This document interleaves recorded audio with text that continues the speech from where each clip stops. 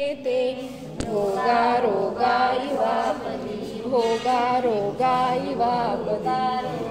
इवापति मोहेन संवृत्तं ज्ञानं स्वभावं लभते नहि मत्तपुमान् पदार्थानां यथा मदनको द्रवेत् वपुगृहं धनं दाना पुत्रा मित्राणि शत्रवः सर्वान्यस्वभावानि मूढस्वानि प्रपद्यते दिग्देशेभ्यः खगायेत्य संवसन्ति नगे नगे स्वस्वकार्यवशाद्यान्ति देशे दिक्षु प्रगे प्रगे विराधकः कथं हन्त्रे जगाय परिकूप्यति चङ्गुलं पातयन् पदभ्यां स्वयं दण्डेन पात्यते रागद्वेषद्वै दीर्घ नेत्राकर्षणकर्मणा अज्ञानात् सुचिरञ्जीव संसाराब्धो भ्रमत्यसो विपद्भवपदावर्ते परिकेवापि हायते यावत् तावत् भवन्त्यन्यः प्रचुरा विपदपुर दुरर्हेण सुरक्षेण नश्वरेण धनादिना स्वस्थं मन्यो जनः कोऽपि ज्वरवानिव सर्पिषा विपत्तिमात्मनो मूढ परेषामिव निष्यते दह्यमानमृगाकीर्णं वनान्तरतरुस्तव आयुर्वृद्धिक्षयोत्कर्ष हेतुं कालस्य निगमं वाञ्छतां धनिनामीष्टं जीविता सुतराधनं त्यागाय श्रेयसे वित्तः सञ्चिनोति यः स्वशरीरं सपनेन स्नास्यामीति विलिम्बति आरम्भे तापकान् प्राप्ता वतृप्ति प्रतिपादकान् अन्ते सुदुस्त्यजान् कामान् कामं कः सेवते सुधी भवन्ति प्राप्य यत्सङ्गं शुचिनी शुचिन्यपि सकाय सन्ततापायस्तदर्थं प्रार्थना वृथा यज्जीवस्योपकाराय तद्देहस्यापकारकम् यद्देहस्योपकाराय तज्जीवस्यापकारकम् इतश्चिन्तामणिर्दिव्य इतः पिन्याकखण्डकम् ध्यानेन चेतुमे लभ्ये क्वाद्रियन्ताभिलेखिनः स्वसंवेदनसुव्यक्तस्तनुमात्रो निरत्ययः अत्यन्तसौख्यवानात्मा लोकालोकविलोकनः संयम्य करणग्राम एकाग्रत्वेन चेतसः आत्मानमात्मवान् ध्यायेदात्मनैवात्मनि स्थितम् अज्ञानोपास्तिरज्ञानं ज्ञानं ज्ञानी समाश्रयः ददाति यद्यस्यास्ति सुप्रसिद्धमिदं वचः परिषहाद्य विद्यानां दास्रवस्य निरोधिनी जायते ध्यात्मयोगेन कर्मणामाशु निर्जरा कटस्य कर्ताहमिति सम्बन्धस्याद्वयोर्द्वयो ध्यानं ज्ञेयं यदात्मैव सम्बन्धः कीदृशस्तदा बध्यते मुच्यते जीवः समतो निर्ममः क्रमात् तस्मात् सर्वयत्नेन निर्ममत्वं विचिन्तयेत् एकोऽहं निर्ममः शुद्धो ज्ञानी योगीन्द्रगोचरः बाह्यासंयोगजा भावा मध्ये सर्वेऽपि सर्वदा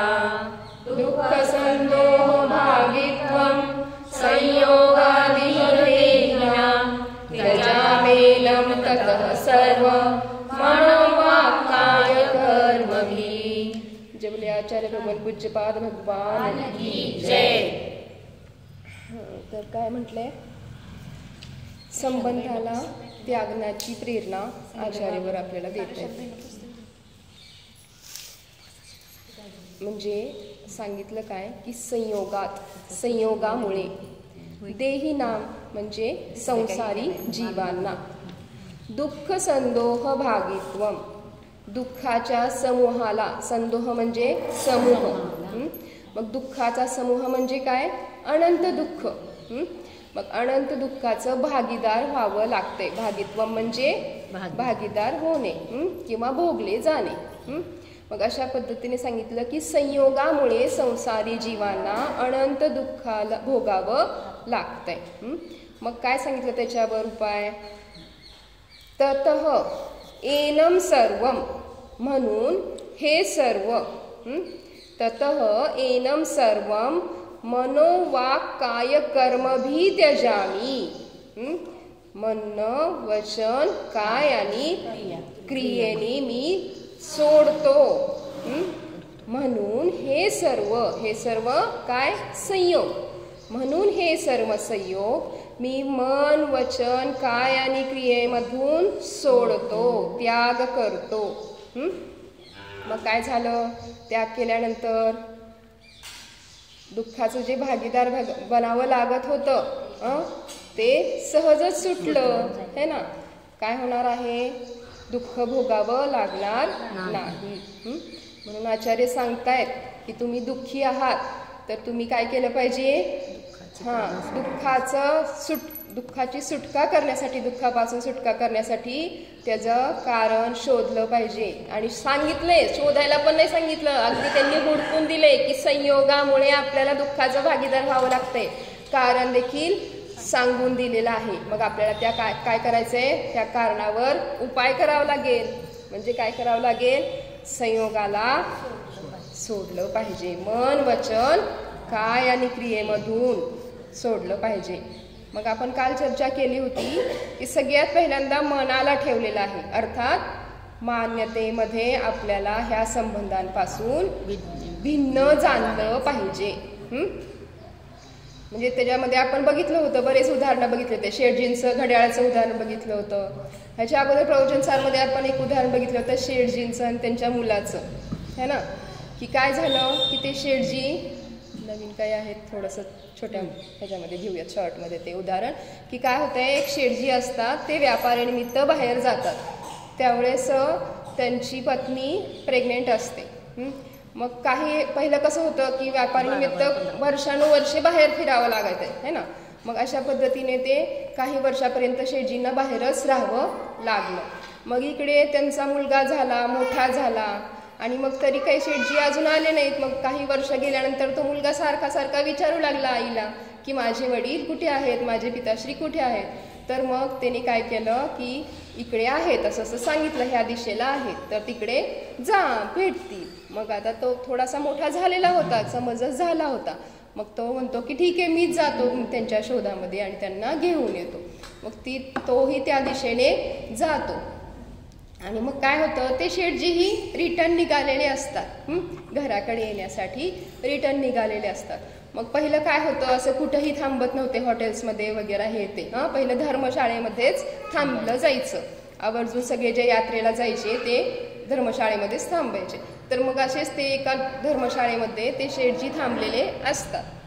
रात्र संध्याकाळ झालेली असती, कंटाळा आलेला असतो त्यांना, पुढे प्रवास होणं शक्य नसतं. अशा वेळेस ते तिथं थांबतात. आणि मग काय होतं, हा जो मुलगा आहे तो देखील संयोगवश त्याच धर्मशाळेमध्ये जातो. मग तिथं काय करतो, तिथे जागा मागतो, पण तिथं सगळं फुल असतं. बाहेर थंडीचे दिवस असतात. मग काय होतं, तो म्हणतो की मला खूप थंडी वाजते, मला त्रास होतोय, मला कुठेही जागा द्या इथे. आणि ऑलरेडी तो तापाने वगैरे फणफणत असतो सगळ्या, कारण एवढा प्रवास आणि लहान असतो जीव अजून.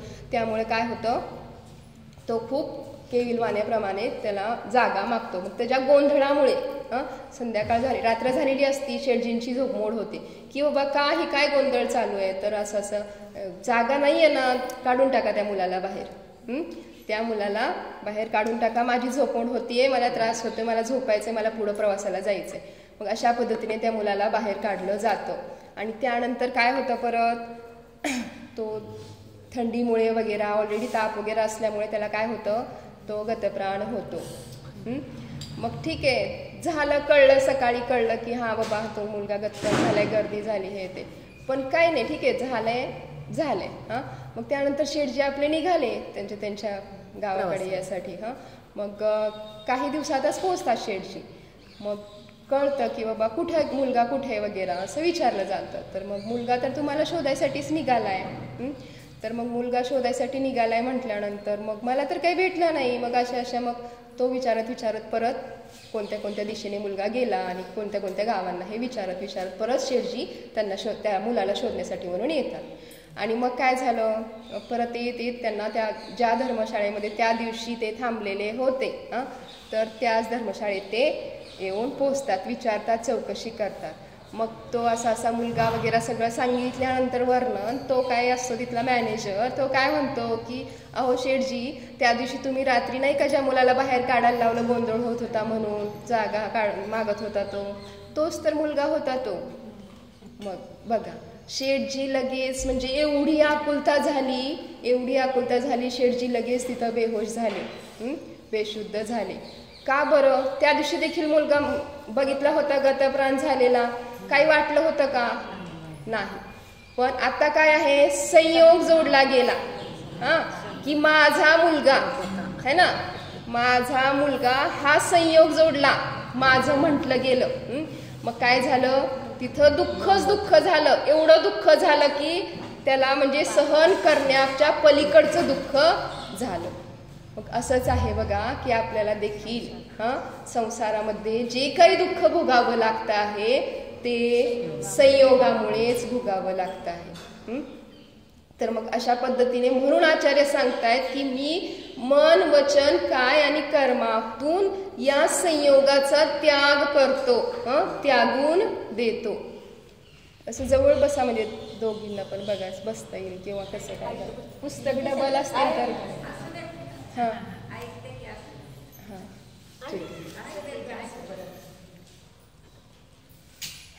तर काय म्हटलं, मग म्हणून मान्यतेमध्ये आलं ना की हा माझा मुलगा आहे आणि त्यामुळं काय झालं, दुःखाचं पात्र बनावं लागलं. म्हणून हे लक्षात घ्यायचंय आपल्याला की या संबंधामुळे आपल्याला दुःख भोगावं लागतंय. पण आपण आता संसारी आहोत, तर ॲटलिस्ट मान्यतेमध्ये तरी आपण लक्षात घ्यायचंय की मी या सर्वांपासून भिन्न आहे. मग आपण बघितलं होतं की हे जे शरीर आहेत, बाकीचे आत्मा वगैरे, बाकी जे अन्य जीव आहेत, हे सगळे काय आहेत, माझ्यापासून भिन्न आहेत, हे आपण जाणलं पाहिजे.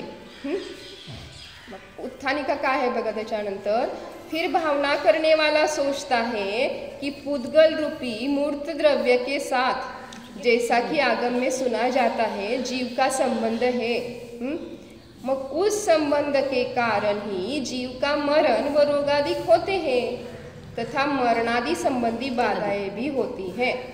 म्हणजे काय म्हणते की आता ठीक आहे, हे कळलं की संबंधांना वगैरे सोडायचं आहे, त्यामुळंच दुःख भोगावं लागत आहे.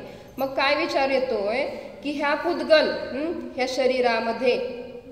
शरीराबरोबर जीव जोडलेला गेलेला आहे, जीवाचा संबंध जोडला गेलेला आहे. मग त्यामुळं काय होतंय, ह्या जीवाला जन्म, मरण आदी रोग होत आहेत ना, आणि ते भोगावे लागत आहेत, आणि त्याच्या संबंधी जे काही कष्ट आहेत, बाधा आहेत, त्याला सोसावं लागतंय. मग तब इन्हें कैसे व किस भावने से हटाए जावे, मग ह्या बाधांना, ह्या संकटांना कोणत्या उपायांनी हटवू शकतो, काय उपाय केला पाहिजे, हटवायला काय म्हणायचं, दूर करायला पाहिजे. वह भावना करने वाला स्वयं ही समाधान कर लेता है. मग त्याच्या समाधानासाठी काय सांगतात बघा आचार्य, 29वी पेज नंबर 34.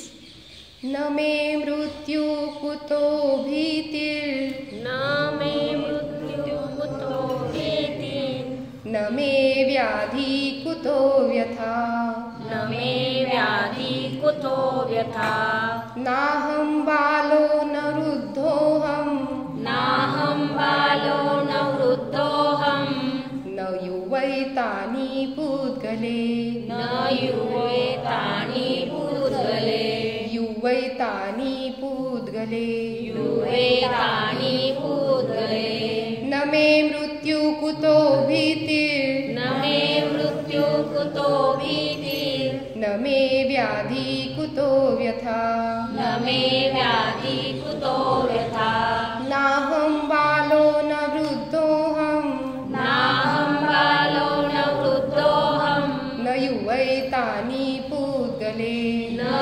युवेतानि पूद्गले. बघा इथं काय सांगतात आचार्य, न मे मृत्यू, न मे, मे म्हणजे काय, मला, मला मृत्यू नाही. कुतो भीती, मग कोणती भीती, कोणतं भय, जर मला मरणच नाही मृत्यूच नाही तर मग कसली भीती, कोणतं भय. परत काय सांगतायत, न मे व्याधी, मला व्याधी देखील नाही. व्याधी म्हणजे काय, जे शारीरिक रोगादी होत आहेत त्याला व्याधी म्हणतात. आधी म्हणजे जे मानसिक असते, मानसिक रोग जे असतात त्यांना आधी म्हणतात. मग इथं व्याधी सांगितलं, मग मला कोणतीही व्याधी नाही, मला व्याधी नाहीच. मग कुतो व्यथा म्हणजे, मग व्यथा म्हणजे दुःख, मग दुःख कुठे, पीडा कुठे. जर मला मरण नाही तर भीती नाही आणि व्याधी नाही तर दुःखही नाही, पीडा नाही. व्यथा म्हणजेच पीडा, दुःख. नाहं बालो, मी बाल नाही, म्हणजे बालक नाही. ना वृद्धो अहम, मी वृद्धही नाही. न युवा, मी युवाही नाही. एतानी पुद्गले, हे सगळे पुद्गलाच्या अवस्था आहेत, पुद्गलाच्या पर्याय आहेत. एतानी म्हणजे हे सगळे, हे सगळे अवस्था, हे सगळे पर्याय. बघा अजून एकदा, न मे मृत्यू, मला मृत्यू नाही. कुतो भीती, मग भीती कसली. न मे व्याधी, मला रोगही नाही. मग व्यथा कुठली, पीडा कुठली. नाहं बालो, मी बाल नाही, बालक नाही. न वृद्धो अहम, मी वृद्धही नाही. न युवा, मी युवाही नाही. एतानी पुद्गले, हे सगळे पुद्गलाच्या पर्याय आहेत, पुद्गलाच्या अवस्था आहेत. पुद्गल काय, शरीर, पुद्गल शरीर आहे. तर भावार्थ बघा, चैतन्य शक्ति लक्षण भाव प्राणों के त्याग का अभाव होने से निश्चय न से मेरा मरण नहीं है. चैतन्य शक्ती हे लक्षण आहे कशाचं, भाव प्राणाचं, जीवाचं. मग ते त्याचा त्यागचा अभाव असल्यामुळं त्याचा त्याग होतच नाही. जीव आहे म्हटल्यावर चेतना आहेच है ना, मग त्यामुळं निश्चयाने मला मरण नाही. इसलिए मुझे मृत्यू का या मृत्यू के कारण सर्पादि का भय नहीं है. वा कैसे हो सकता है. मग इथं काय सांगतायत की त्यामुळं जर चैतन्य शक्ती हे भाव प्राण आहेत तर त्याचा कधीही हे न होत नाहीये, दूर होत नाहीयेत ते जीवापासून. त्यामुळं काय आहे, निश्चयाने मला मरण नाही. आणि जर मला मरण नाही तर मग ह्या मरणाचं भय, मरणामुळे सर्पामुळे वगैरे जे काही मरण होऊ शकते त्याचं भय कशाला असं विचारतात. बघा भय 7 प्रकारचे है ना. सप्त भयों से नहीं डरेंगे सम्यक दर्शन प्राप्त करेंगे. 7 प्रकारचे भय आहेत, पण सगळ्यात जास्त भय मरणाचं असतं जीवाला. 7 प्रकारचे भय कोण सांगते. यलोक भय, परलोक भय, आकस्मिक भय, मरण भय, वेदना भय. 5 झाले. 2 राहिले. नाही मरण झालं ते भय. आकस्मिक सांगितलं का, अकस्मात वेदना सांगितलं आणि 2 राहिले. अरक्षा आणि अगुप्ती. अरक्षा आणि अगुप्ती. बघा कस काय आहे. पहिला आहे इहलोक भय, त्यानंतर परलोक भय, त्यानंतर मरण भय, वेदना भय, त्यानंतर अकस्मित, अरक्षा अगुप्ती. ठीक आहे, हे आहेत 7 प्रकारचे भय. मग इहलोक भय म्हणजे या लोकामध्ये काही अनर्थ होऊ नये म्हणून भय. त्यानंतर ह्या लोकामध्ये माझं कसं होणार ह्याचं भय, त्याला इहलोक भय म्हटलं. परलोक भय म्हणजे काय की आता ठीक आहे, परलोक जर असेल तर कसं आहे, तिथं कसं होणार आहे, माझं काय गती होणार आहे वगैरे ह्याच्याबद्दलचं भय आहे ते परलोक भय. त्यानंतर मरण भय, मला मरण येणार आहे ह्याचं भय. ठीक आहे. मग परत सांगितलं वेदना भय, वेदनेमुळे जी भीती असते ते वेदना होऊ नये म्हणून भय, आणि वेदना झाल्यावरचं जे भय आहे ते. ठीक आहे, वेदना भय. त्यानंतर सांगितलं आकस्मित भय. आकस्मित म्हणजे काय, अचानक काही गोष्टी घडून मला दुःख होऊ नये, दुःखाची भागीदार होऊ लागू नये म्हणून जे भय असतं ते आकस्मित भय असतं. त्यानंतर काय सांगितलं अरक्षा भय, म्हणजे मला कोणी त्रास देऊ नये, माझं रक्षण करणारा कोणी नाही हे जे वाटणं त्याच्याबद्दल भय असणं, त्याला अरक्षा भय म्हटलं. परत काय सांगितलं अगुप्ती भय, म्हणजे माझे जे सिक्रेट्स आहेत, जे गुप्त गोष्टी आहेत ते सर्वांमध्ये प्रकट होऊ नये, त्याला अगुप्ती भय म्हटलं. आणि परत काय राहिलं एक झाले का.